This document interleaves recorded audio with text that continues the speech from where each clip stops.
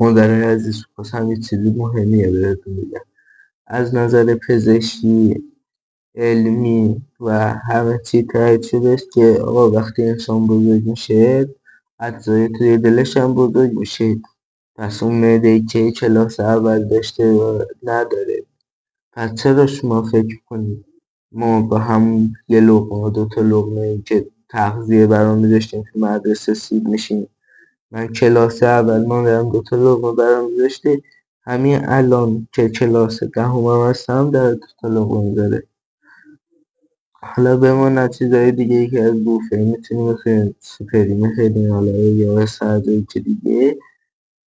حتی همون پسری که ما رو باشون مقایسه کنیم، پسر فلانی هم نگاه کنم معده روده بزرگ میشه، بالاخره انسان بزرگ میشه، اونم حالا باید مثلا بیشتر غذا بخوره، بیشتر غذا میخوره کلا. بله. پس یه ذره به فکر ما باشیم، برامون لقمه بیشتر بذاریم.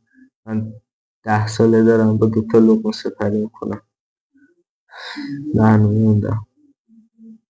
نکنه میخوام بکشیم.